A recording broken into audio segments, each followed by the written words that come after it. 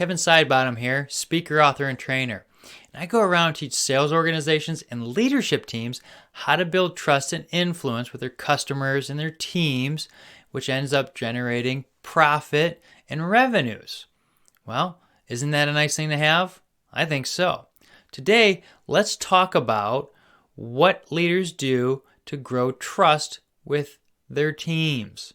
That's right. What do they do that helps grow their teams and the trust with the teams? Today we're going to talk about a few things like communication and how we need to be able to communicate effectively and some little tidbits on how that works. And we're going to talk about some things you can do with your team to help generate trust. Okay? And then I'm going to give you a tidbit on the third thing to how you can become a rock star yourself.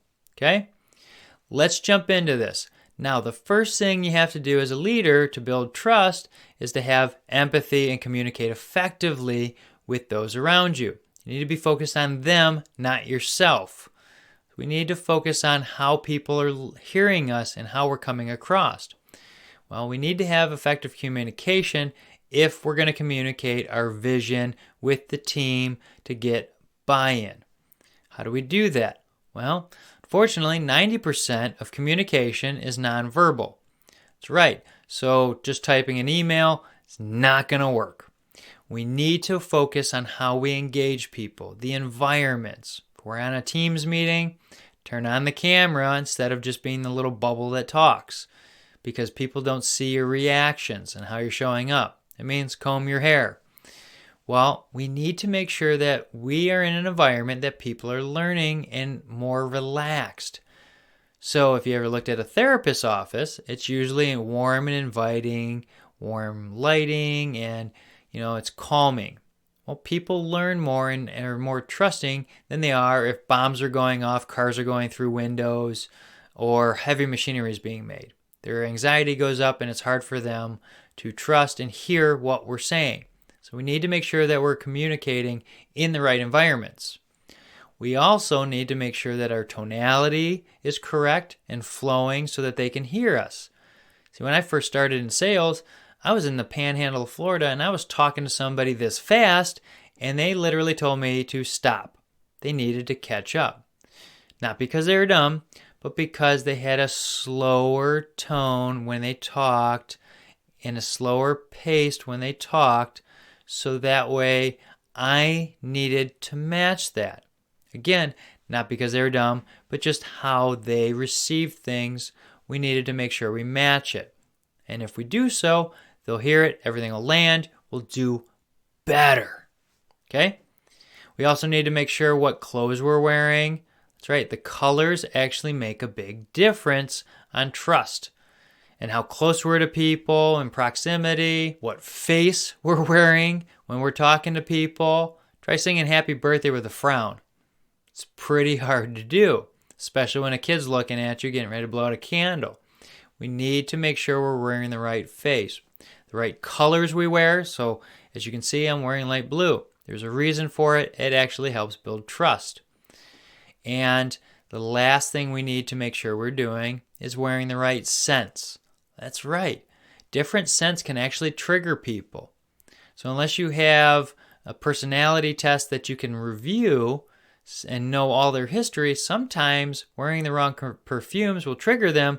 So we definitely don't want to do that. To build trust, what do? I don't wear colognes anymore unless I'm out with my wife. She's got a couple she likes. I'll wear it when we go out.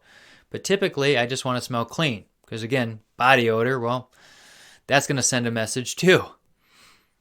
What do we do to invest in our teams? Well, we want to make sure we're doing some kind of training or some kind of conference or some kind of event together once a year. That's right. We want to come back and collaborate as a team. Well, conferences where we're learning a lot together, training that we can take together, or even like Operation Adventure, which takes you out of your comfort zones and puts trust in other people, or even doing one of those escape rooms. Something simple where you're solving puzzles together. What we do is we do those trainings. And there's a lot we take out of those trainings. But what we have to do after that is do a debrief. We sit down together. We discuss all the positives and what benefited. What did you learn about other people that's going to benefit the team? See, Navy SEALs do this really well, and if you look at it, football teams do it well too, any sports team. They actually go and review the tape. They review what went well, what didn't went well, how can we fix things, just like Navy SEALs do it. That's why they're most effective team out there. When they go out and do a mission flawless, it's because they've practiced, debrief. We need to do that with our teams. Now, what else are we going to do to add value to our teams? Well, we're not just going to buy them presents. We need to invest in them. So I recommend reading books.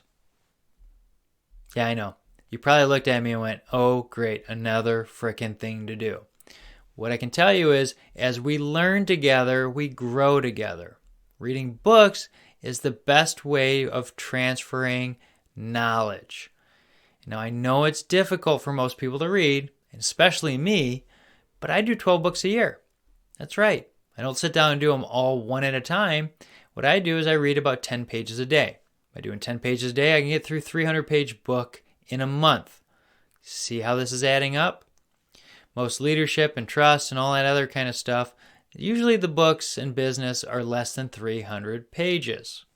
So, read books. Now, I know we're busy, so if you want to start out, do it once a quarter. But in your meetings, take some time to review what you guys are learning about the books as a team, adding the value. It builds trust. When we hear other people's insight, it helps us build bonds, which will build trust as well. As we're leading the group, doesn't mean we have to do all the talking either. We let others talk, and it will help grow everybody. Okay? Now here's the last thing that I often recommend, and it helps you become a rock star almost overnight. And most organizations and most salespeople will go off and overcommit and underproduce. They'll say, this thing is going to be the best thing since sliced bread. We're going to hit this date. It's going to be amazing. We're going to ship it then. And something happens. They don't hit the dates. Something doesn't work right. So they've overcommitted, underproduced. Well, that doesn't mean to fix that you never commit to anything, because then you're non-committal and now you're just a politician. What you really want to do is actually go off and undercommit and overproduce. So by means of that is, go and look at like a program manager. They know when they're building up their timelines that stuff's going to happen. Delays are going to happen. So they add float. If they have a project they think is going to take 7 days, they add an extra day or so. And you commit to the customer, hey, it's going to take us this long. Great. If you hit that date and you had that float in there, perfect. But sometimes you're actually going to come in under time, under budget. So you've undercommitted, overproduced. Just like in sales, your product's going to do X, Y, and Z, but it does X, Y, Z, double A, double B. It's going to add more value, and you can show why. That's going to help you become a rock star, and more people are going to trust you when you hit your dates or overachieve. Now, if you have any questions, feel free to reach out. My contact information is below. If you like this video and it was helpful, hit like, share, subscribe, give it to somebody else that you think is going to add value. That's why I do these videos, to help people. We'll see you next time.